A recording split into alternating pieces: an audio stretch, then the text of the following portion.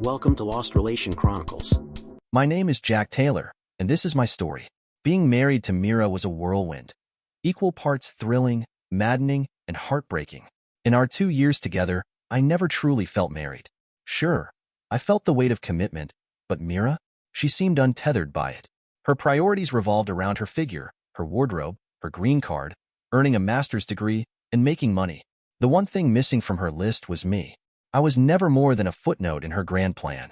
Mira is 5 feet 4 inches, with striking blonde hair, a tiny waist, flawless Middle Eastern Eurasian skin, green eyes, and a 36C frame. She radiates a raw sensuality that makes men revert to primal instincts.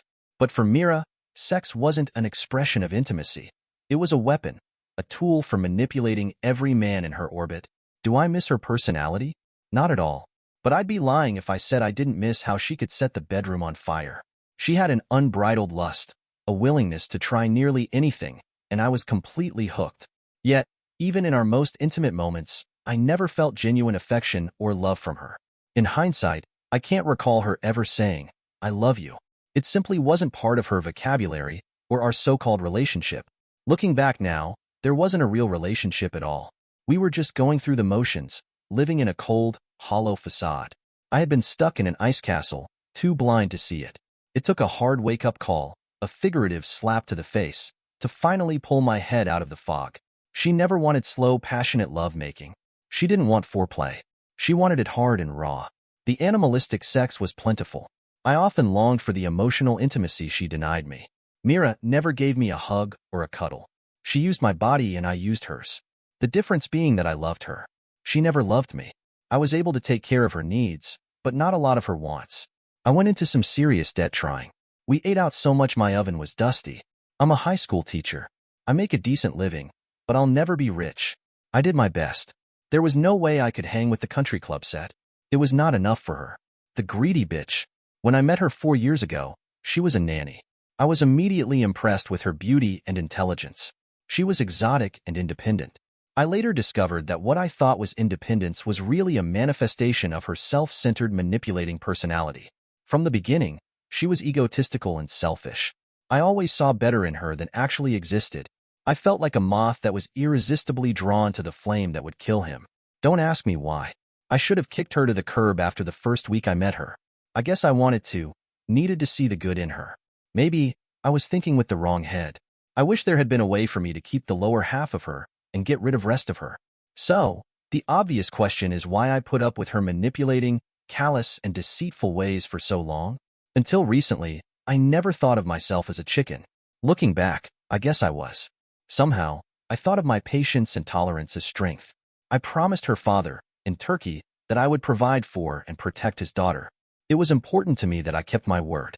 I've always thought that he was a good and honorable man who had no idea who his daughter really is. I was raising twin sons from a previous disaster called a marriage and did not want to be divorced again. I was determined to make my train wreck of a relationship work. When I met Mira, all I wanted was a home and a woman to come home to more than anything. I guess I saw what I wanted to see until I had no choice. "I don't want to argue, Jack. It's over between us. You know that," she said, as she dressed to leave our house on a recent Friday night. "I need to be with my friends." "You mean your boyfriend? I heard most of your conversation on the phone this morning. If he calls my house again, I will throw you and your phone out of the window. Don't get jealous. You know we can't stay together." "I am not jealous. You said you wanted to pursue your own life 4 months ago. Why are you still here?" "You being here does not allow me to get on with my life. My patience with you is finished. I have been tested enough. Don't worry, I'll be gone soon." She looked stunning. Her full red lips, perfume, and sexy black dress left little to the imagination. She was going to meet another man and didn't care that I knew about it. I had always been gentle and kind to her, but that was about to change. His disrespect for me and my sons was intolerable. I knew that I still cared a little about her. I also knew that I had reached my limit. Mira and her boyfriend were going to find out that there would be a price to pay for their treachery and disrespect. My anger grew as I watched her. "What has gotten into you? What did I do to deserve this treatment? Did you think I was going to tolerate this crap? Your social life has always been more important than your husband? I have put up with your shit for too long. You've been lying to me for a long time. I know what you've been doing. Tonight, I can't deny it anymore. You treat me and my sons like crap. You really bank on the promise I made to your father that I would protect you from harm. Somehow, my sense of honor and love for you has been turned against me. You have never helped pay a single bill. I supported you as you struggled to get your MBA and through a number of nothing jobs. Now that you've got yourself a big-time job in an investment bank, I'm not good enough for you. Is that it? I could feel my guts boiling. I hate being around your scumsucker sons. I hate it every time I see them. Every time you wrote a child support check, I wanted to puke. Now they are here, and I don't want to be their mother. Besides, you have no sophistication. You're just a simple man who wants a simple life. I need more than you can give, she said, with an indifference and coldness that could not be ignored. She really thought she was somehow superior to me. Bitch, my sons are not scumsuckers, and if you are wise, you will not call them that name again. You have 1 week from today to get your stuff out of my house. If you and your possessions are not gone at that time, I will put all of it in the garbage. After next Friday, you will not be allowed in my house. I will no longer be held captive by the promise that I made to your father. We are finished. I can't stand the sight of you. I was glad that my sons were with my sister for a couple of weeks. They didn't need to be exposed to her another second. I felt ashamed and embarrassed that I ever exposed them to the monster I was looking at. She looked shocked. She was beginning to realize that I had changed. I was not going to take care of her needs anymore. My stomach felt twisted. It felt like I had been gunshot. I hated myself for still feeling anything for her. I wanted to hurt her. At the same time, I grieved for the love that never was, except in my mind. Despite my complete hatred of what she was doing and who she really was, I felt a strange bond with her. It wasn't love. That had been dying slowly for a long time. I felt sorry for her, even though she only deserved my contempt. I truly believed she would end up the victim of her own karma. Her treachery deserved none of my sympathy. I've had enough of your disrespect. And when did you get to be the queen? I'd just like to know, why do you hate them and me so much? You think that you're superior to me, to us. In fact, you're a two-bit hooker who doesn't deserve to breathe the same air as myself or my sons, bitch. Their bitch of a mother dumped them on you, and you dumped them on me. You never have any money. You spend all of your time and income on them. I don't hate you. I don't know how I feel about you. Some part of me still cares about you. But I don't love you, Jack. I need the finer things in life. I deserve that. I never should have married a man with children. I need a man who can give me his full attention, she said, picking up her purse. The only reason I married you was to get a green card and live rent-free until I could arrange my life, and when I needed your dick or anything else, you always said yes. Sorry, dear, she said, mockingly. She had no idea that I was recording the conversation. You've got a lot of nerve calling somebody a 304. You are more of a 304 than my ex ever was. I can't remember you ever trying to be in their lives. You haven't been a wife and definitely not a mother. The days of obliging you are over. From now on, you can take care of yourself. You are as plastic as the fancy cars and restaurants that you love so much. You knew from the beginning my ex left me in a pile of debt. I pay the mortgage, buy the food and everything else. Did you never try to help me? Did you? I said, raising my voice. All you have done since I married you was spending my money. Why did you really marry me? I didn't really expect an answer. I don't have a lot of cash because I have paid your bills. You have never contributed 1 cent to this household. Have you ever been denied anything that you needed since we've been together? You have served your purpose. In a short while, I will have my green card. I have my education and now a great profession. I don't need you anymore. Sorry. I know that's cold. It's the way things are. I might miss your love-making a little, but not much. He is bigger than you. She was smiling. What was that about? She was driving the nail deeper. It took all of my martial arts training not to lash out at her. I wanted to wring her neck and throw her in the street. I decided not to let her bait me. Did you ever love me? She looked at me with an evil grin, but didn't answer. I could tell she didn't want to set me off before she was ready to go. The look on her face was my answer. Then, I heard a car horn blow in front of my door. You are one sick piece of work. You're lucky I haven't thrown you in the street months ago, I said, feeling sad and exhausted. Don't wait up. I probably won't be back tonight, she said sarcastically. The doorbell rang. The son of a bitch had the nerve to come to my front door. I opened it. Is Mira here? He asked with a smirk on his face. So, you're the guy who can't control his bitch, he said, brushing past me, entering my house. Mira came downstairs and approached the door with a smug look on her face. She stood close to Max. I had found out his name was Max Brown. He was engaged to a rich, divorced woman who had 2 kids. I wondered if Mira knew that. My loving husband just threatened me. He told me I have 1 week to get out. What do you think about that, Max? She asked her date. I think I should kick his butt right now for upsetting you, he said, looking at me. I would like for you to try that, Max, preferably in front of witnesses. It would be a shame to make your fiancée a widow before she was married. It would be my pleasure to punish you in front of witnesses and teach you some respect, I said calmly, with the smile of predator stalking his kill. He had a confused look on his face. My confidence rattled his confidence. Myra's expression didn't change. She obviously already knew of Max's impending marriage. I figured they had a plan to relieve his fiancée her of her funds, another scam. Those two deserved each other. I decided to screw up their plans. Never mind him, Max. Let's go. He's had a little martial arts training and thinks he's a tough guy. Don't waste your strength on him. Besides, I want him to sit here and think about you screwing me. Another time, chicken. Another time, he said, puffing himself up. I started to tell her to stay gone. I realized I needed time to exact my revenge. A few more days were all I needed. I decided not to hurt him at that moment. He was not worth getting arrested for. Apparently, Mira didn't tell him that I am proficient in the Filipino martial art of Kali, the art of combat at close quarters. She chose to denigrate my skills. I wondered why. He was taller than me by about 4 and about 20 pounds heavier. I knew that made him feel overconfident. It was hard to resist the urge to cut him down like a tree. My day would come. He leaned toward me and whispered, "Did she tell you that I screwed her in your bed?" he said, daring me to respond. "Did the bitch make you take a number, or did you stand in line?" He moved toward me. Mira pulled him away. Lucky for him. Sooner or later, his butt was mine. I watched as his Lexus pulled away from the curb. I knew his name, address, telephone number, and place of employment. He was her supervisor at her bank. I had collected a ton of their smutty emails and had pictures of them in various compromising positions in public places. Mira liked the thrill of pretending to be his submissive hooker in public. There's no doubt in my mind. She was setting him up for the kill as she had done to me. I wondered what her father would say when he saw my pictures. I never wanted to hurt her. Her treatment of me and my sons was deliberately cruel. It was past time that I made sure she couldn't inflict any more pain on them or me. The twins were 4 years old.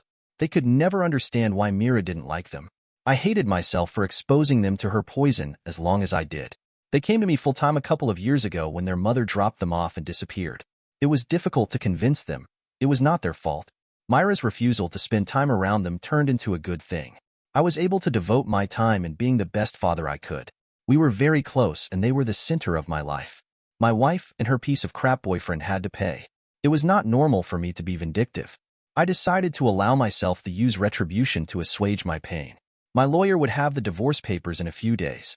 I knew she thought she could abuse me forever. I was glad that I had nothing worth stealing except my house, a modest mutual fund investment, and my eventual pension. I owned the house before I met her. I wanted the satisfaction of serving her before she could serve me. Strangely, I got the feeling she was in no big hurry for a divorce.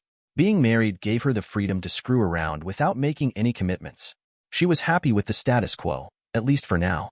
Even though she would never admit it, she depended on my consistency and stability. She would leave with nothing but regrets. I knew she underestimated my resolve. My plan was in motion. The next step was a visit to the Department of Immigration and Naturalization. I had an appointment with a Ms. Saunders. When I found her cubicle, I was awestruck. She was beautiful. No, more than that, she was stunning. I was expecting an overweight, disgruntled bureaucrat. "Mr. Taylor," she said, smiling at me and extending her hand. "Please, have a seat. I understand you are here to report a case of immigration fraud. Is that right?" she said, smiling. I didn't answer at first. I was lost in her eyes. Her raven black hair and big brown eyes and radiant smile hypnotized me. My body ached from not being with a woman for a long time. If I had to order the perfect woman, it would have been her. I could feel my heart rate increase. She awakened feelings in me that I thought were dead. I struggled to focus. "I hope you don't mind me saying this, but you are much prettier than I expected." "I hope I'm not being too forward," I said, sitting down. She blushed and looked down at her desk modestly. "Thank you, Mr. Taylor. I haven't heard such a nice compliment in a good while.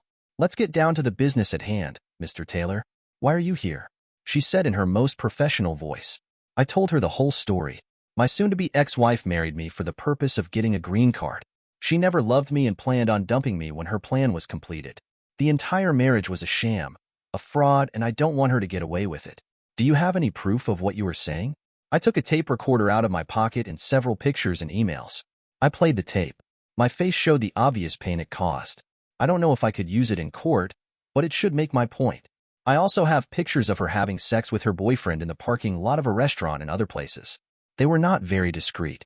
She looked at the pictures with a poker face. I think we have enough to proceed, Mr. Taylor.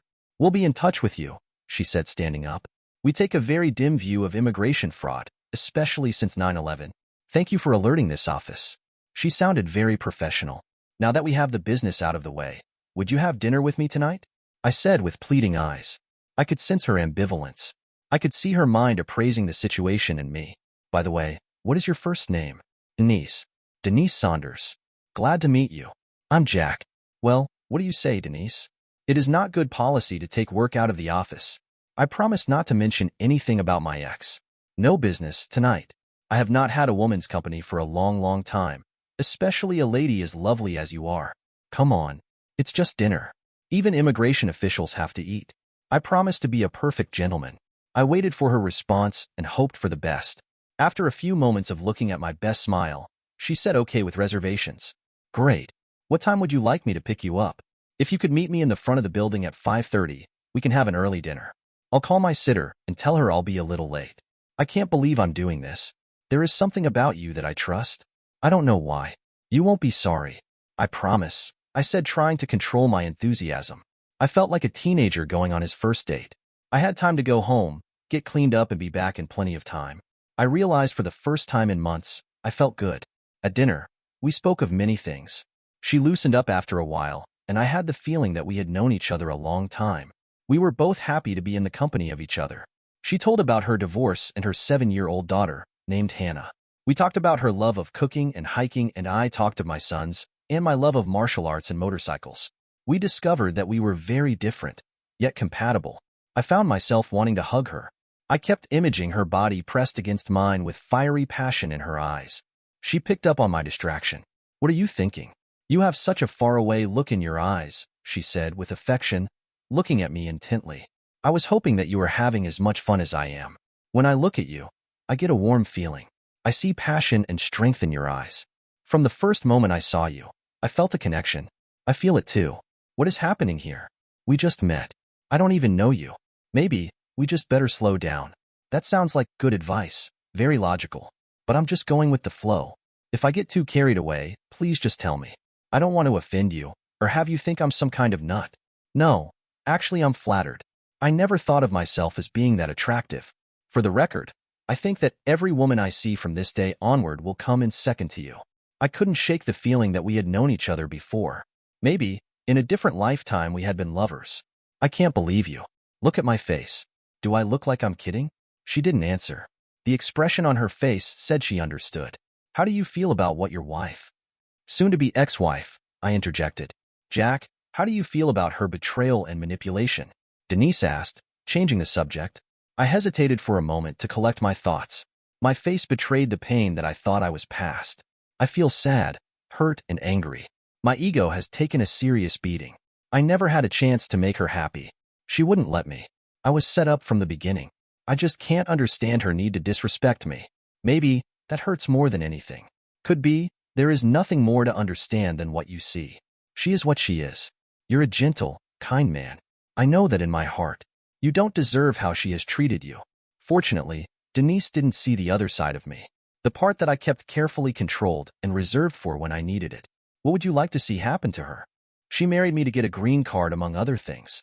I think the only fitting punishment would be to make sure she gets a one-way ticket back to Istanbul and nothing in the divorce. I said, clenching my fists. Denise reached across the table and took my hands in hers. I could feel her energy and her compassion. It calmed me down. We spoke more of what to do about Mira. How did your ex-husband ever let you go? He didn't. I ran. He wanted me to be his punching bag forever. Unfortunately for him, I had other plans. When he struck Hannah, it was the last straw. I couldn't take it anymore. I left him and never looked back. That was 3 years ago. I'm glad he was such a fool. If he wasn't, we wouldn't be here, and I would not be sitting here holding your hand. The thought of anyone hurting Denise enraged me. A small band started playing. They were pretty good. Would you like to dance, lady? They're playing our song. Really, what song is that? Whatever they're playing, I said, pulling her to me, beginning to sway to the music. The feeling of her pressed against me and the scent of her perfume had a strong effect on Mr. Happy. I felt her relax and melt into me. "Don't worry about Mira. I'll take care of everything tomorrow," she whispered in my ear as we danced. I realized that I saw more than passion and strength in her eyes. I saw her soul and my future. We kissed with gentle passion and held each other tightly when I took Denise home.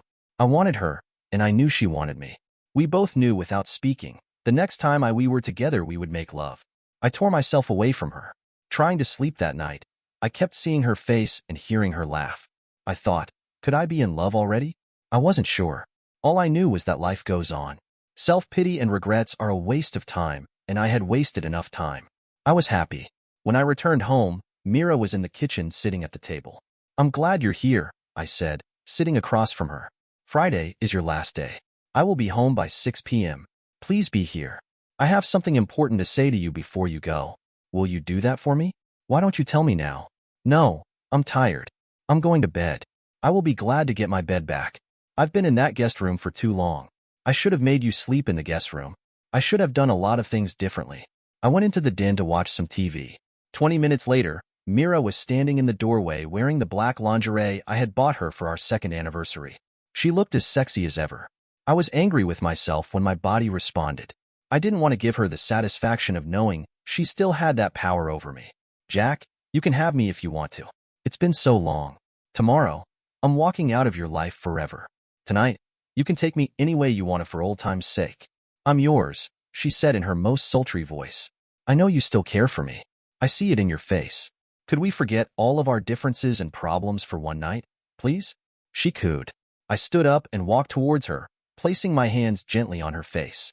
She looked hopeful. "I wouldn't screw you with the dog's meat," I said, pushing her face away from me.